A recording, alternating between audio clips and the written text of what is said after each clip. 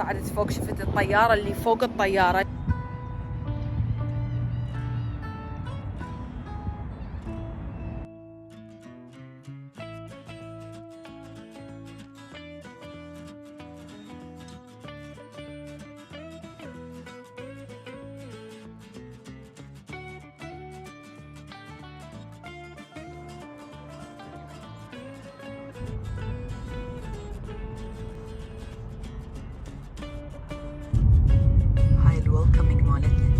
Guess what guys, اليوم جايبتكم وياي راح نروح نشوف السبيس سنتر اللي صاير هنا بهيوستن تكساس، اللي هو مال ناسا. تخيلوا هاي أول مرة بحياتي أروح له، صار لي 15 سنة عايشة هنا بتكساس، بس اتس اوكي. اليوم راح اخذكم وياي، راح نشوف شكو ماكو. اصلا انا ما اعرف شكو ماكو، اول مره سيريسلي اجي، وحتى ما سامعه عنه اخبار هوايه من عالم مدايري. راح نستكشف المكان ويا بعض. وهاي هي المقدمه مالته، حاطين الطيارات هنا. بصراحه ما اعرف شو راح اشوف جوا، خلينا نشوف. نروح نسوي سكان للتيكتس مالتنا وندخل. هاي المقدمه، انا بس دا اشوف عالم، ما دا اشوف اي سبيس بالموضوع. What is this? احنا نروح نفطر؟ اريد اجرب هذا الشيء مكتوب عليه virtual reality، اتصور يعني نركبه ونلبس فد شيء نظارات. دا اشوف دا يحطون على عالم نظارات. I need to try it out.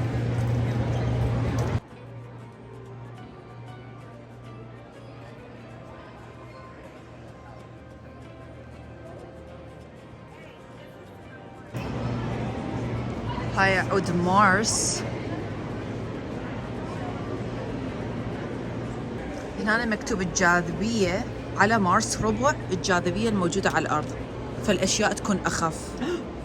Oh wow, this is on Earth كلش ثقيلة، بمارس بهواية أخف، وهو نفس الشيء لأنه الجرافيتي بمارس أقل.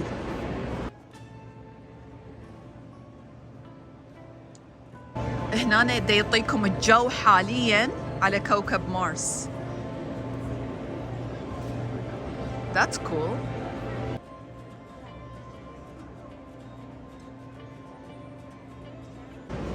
باعوا هنا دا يشوفوكم انه ناسا دا يحاولون يسوون ريسيرش انه يزرعون كروبس، حشيش وخضروات على المريخ، على مارس. طبعا دي يزرعوها بهذه الطريقة، تكون بهاي الجهاز حتى يصنعوه.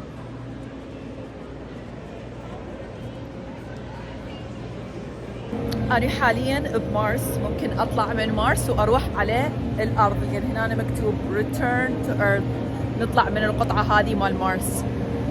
مارس هو المريخ، فحاطين بيه أشياء جايبيها أو مسويها ناسا بالكوكب مال المريخ، you know؟ أشياء مال المريخ. بصراحة ما أعرف أنا إذا أصدق لو لا، بس أنا دا أشوف. أنا من هذول العالم اللي أشكشك بكل شيء، ما أصدق كل شيء رأسا، فما أعرف.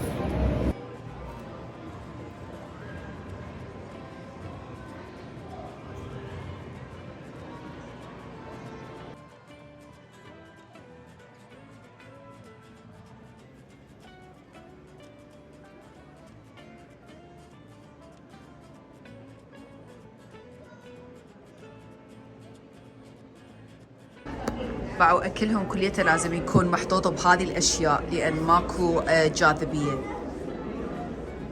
بعد تمن.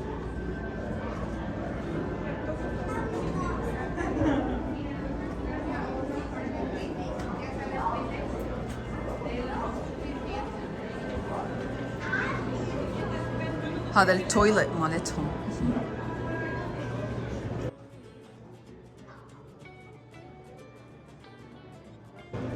هاي السليب ستيشن مالتهم، لازم يكون بيها كمبيوتر، اشياءهم كليتها لازم تكون متعلقه. واتصور هذا هو الفتشي اللي يدخلون بيه حتى ما يطيرون ويتحركون بالسبيس شيب، يدخلون بيه وينامون.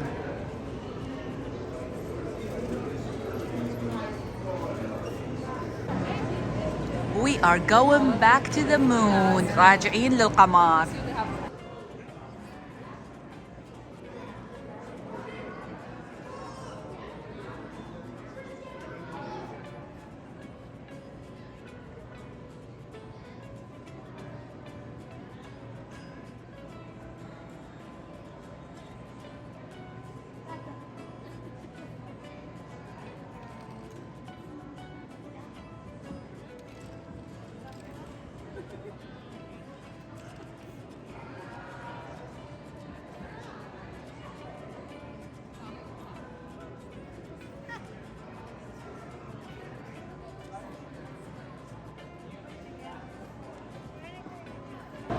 هاي الأماكن المحددة اللي نزلوا بيها على القمر.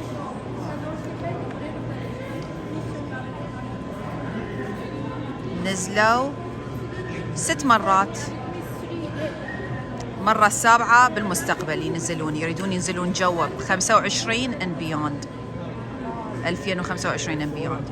بس معناها آخر مرة نزلوا شهر 12 1972، وراها ما نزلوا.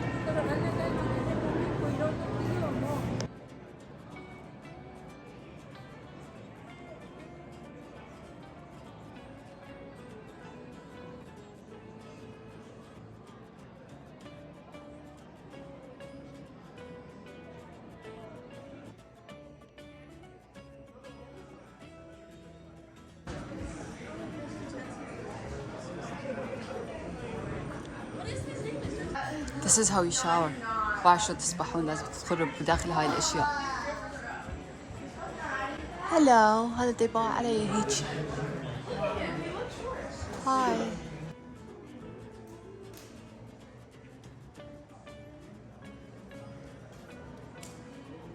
أتمنى أقدر أدخل وأمشي على التراب هذا. Seriously. بس أكيد رأسا يطردوني من المكان.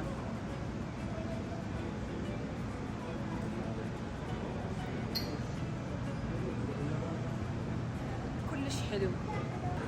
This is really cool.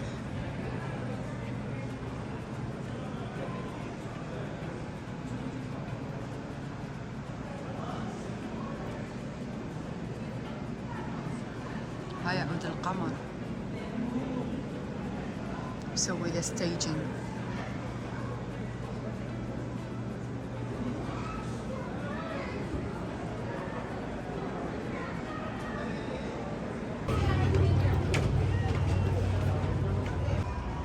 تعالوا ندخل للطيارة مال ناسا.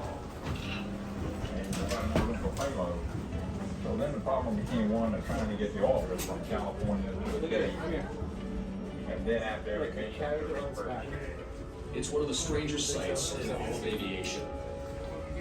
A 747 airliner piggybacking a 165,000-pound space shuttle. Who dreamed up this remarkable partnership of an airplane and a rover? That's so cool. A reality built from moments of inspiration, followed by years of sheer hard work.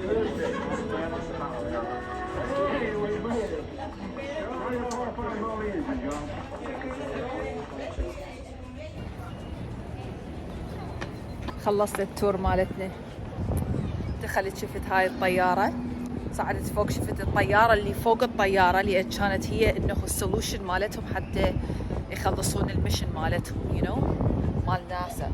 جربوا عدة طرق لحد ما وصلوا للطريقة انه طيارة تشيل طيارة، فسووا هذا الاختراع مالتهم انه طيارة تشيل طيارة، ونجحت الخطة مالتهم. So it's great, good for them. بصراحة حبيت التور، بس أتمنى أنه كليتها مثل الطيارة، يعني أنه أشياء حقيقية ألزمها، مو صور، مو أشياء يحطوها على سكرين، مو عينات صغيرة. يعني جربنا الفيرتشوال رياليتي كانت فشي كلش حلو.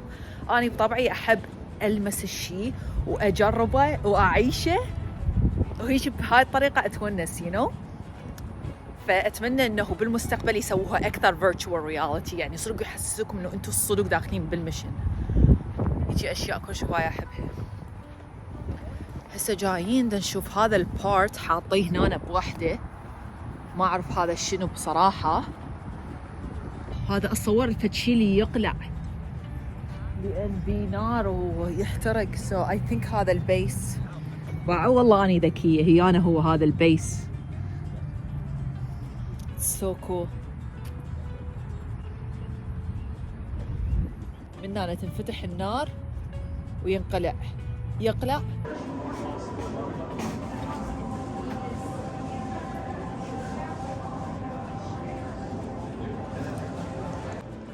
لازم اشتري في الذكرى من ناسا. طبعا هو موجود اشياء ناسا حتى عندنا بالمطار، بس اريدها من المكان نفسه، من السبيس سنتر.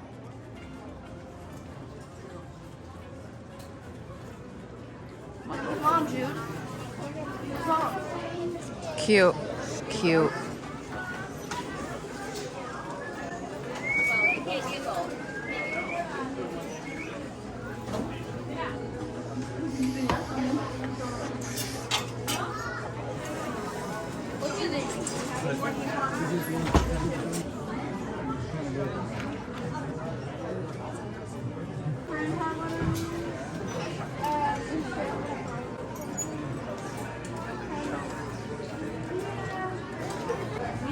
Socks.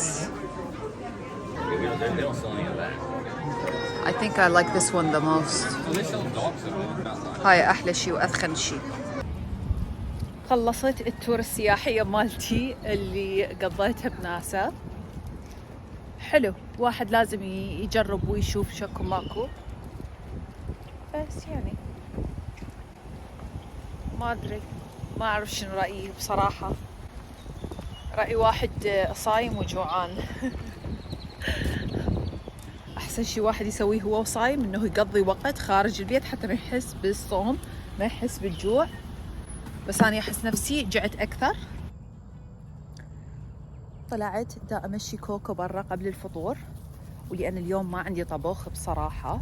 البارحة هواية سويت أكل وبقى من عند اليوم، فبس أني وأخويا، ويمكن أصلا بس أني راح أفطر بوحدي لأنه أخويا يتأخر شوية بالشغل، فالفطور بوحدي. البارحة سويت توميتو بيزل سوب، كريمي توميتو بيزل، معناها شوربة مع طماطة تكون شوية كريمية، كلش سهلة. أنا كل شوية أحبها لأنه بسيطة وما كل شوية خفيفة على الفطور.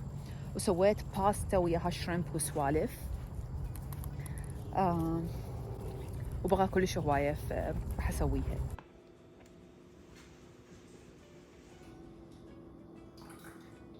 حبيت الأكل مالتي، قلت لكم بوحدي اليوم ما بدي آكل.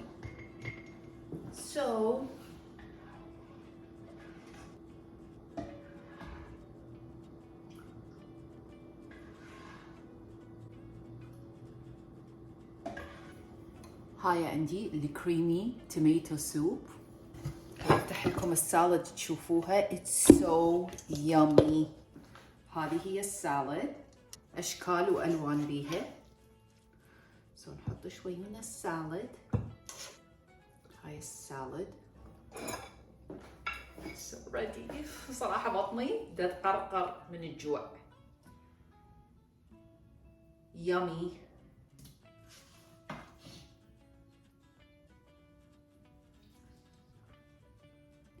And this is my فطور. I'm so ready to eat بصراحة، كل جوعان. نشرب شوربة بالبداية. ما أقدر أفطر بدون شوربة، أنا من هذا النوع. يعني أنا ميت الجوع عادي أقدر أكل، بس إذا ما أشرب شوربة أحس أكو غلط بالموضوع.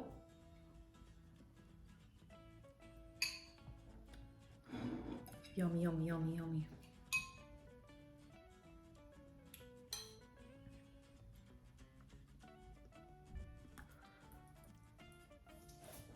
داون ماتي.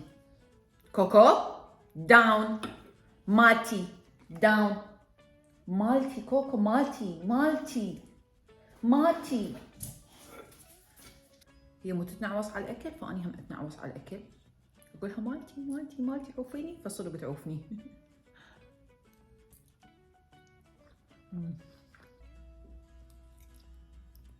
لازم آخذ استراحة أنا ودا آكل الفطور مالتي، لأن أحس نفسي كلش بسرعة أشبع.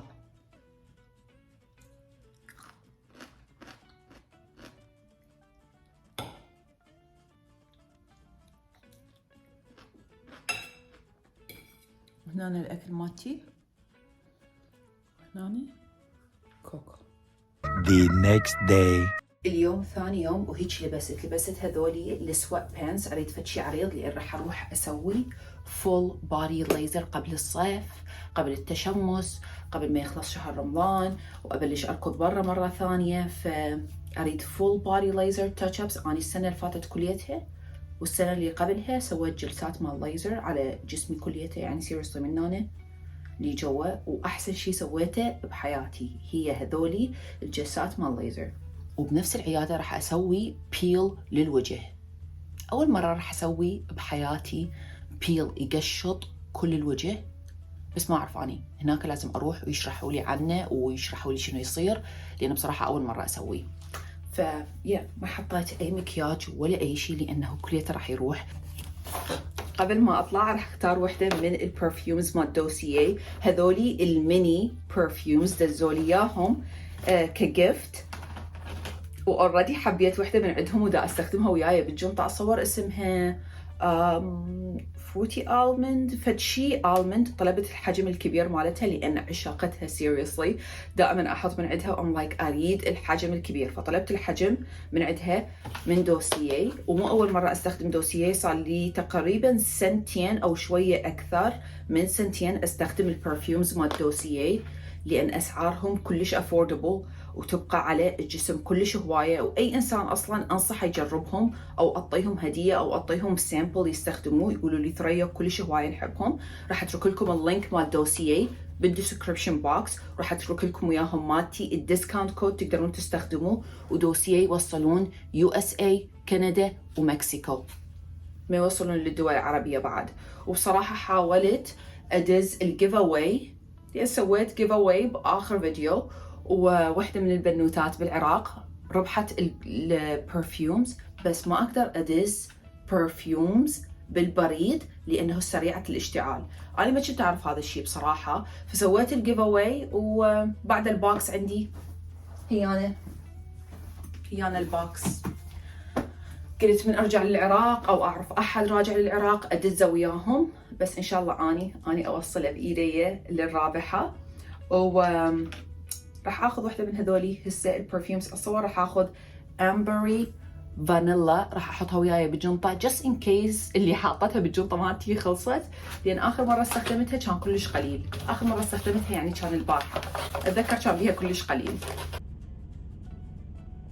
دنيا مطر، محصورين احنا بسبب هذا الاستاذ اللي يحاول ما ادري ايش يسوي هذا بالسيارات.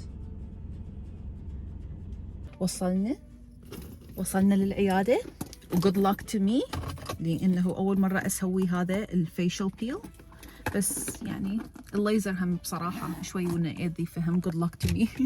اليوم ما راح نسوي ليزر للوجه، لازم أرجع فد أسبوعين هيك شيء وأسوي ليزر للوجه، لأنه راح نسوي البيل عليه، فما نريد الوجه إنه يتحسس ويتأذى، فماكو ليزر للوجه، بس راح نسوي ليزر على باقي الجسم. والوجه راح نسوي له بس البيل. اكسايتد. البيل تقريبا ورا اسبوع تكون خلصانه البيلينج بروسس مالته، فيطول اسبوع لحد ما اشوف النتيجه ويتقشر كل البشره.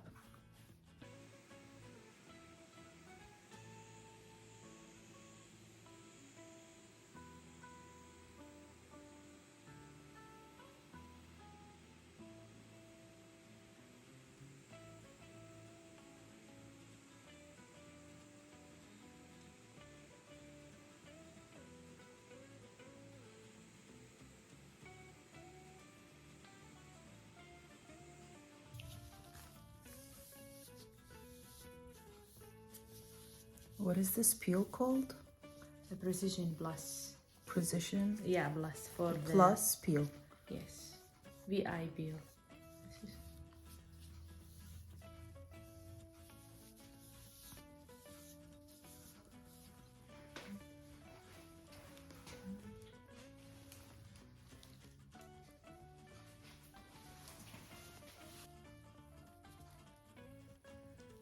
كم طبقة لازم تحطين؟ لحد ما تخلص كلها. اوكي. وبس بيرن خفيف. اوكي حلو. راح يصير يعني التقشير كأنه ماسك. اوكي. يعني تقشير يعني الجلد كله ينشال. يس. طبقة جديدة بس يعني كأنه مسوية تنظيف عملية. Nice. كأنه يعني ما يحتاج أي شيء هذا الصيف كله. حلو.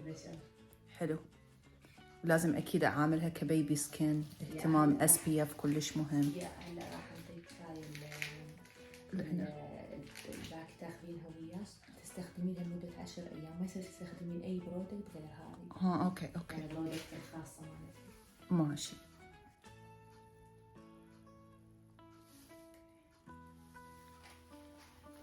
exciting. أول مرة أجرب كيميكال بيل بهالطريقة.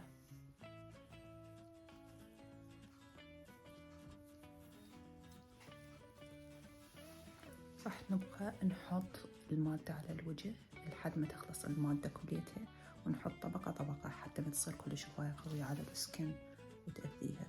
بس التقشير ما يبلش اليوم، يبلش ورا يومين 3 هيجي شي نبلش نقشر الجلد.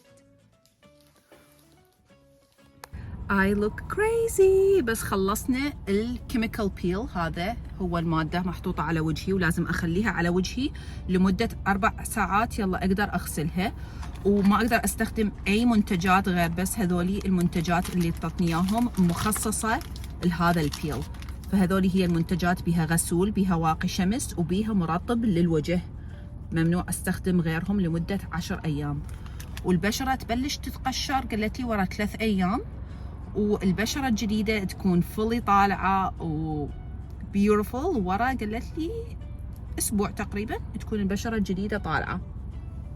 رجعت للبيت وراح انهي وياكم الفيديو هنا. على المرة الجاية راح تشوفون شكل وجهي بعد ما يخلص مفعول البيل وتتقشر البشرة وتطلع بشرة جديدة. اتمنى انتم حبيتوا هذا الفيديو وتونسوا وياي. انا احبكم كلش هواية، واشوفكم على المرة الجاية. باي.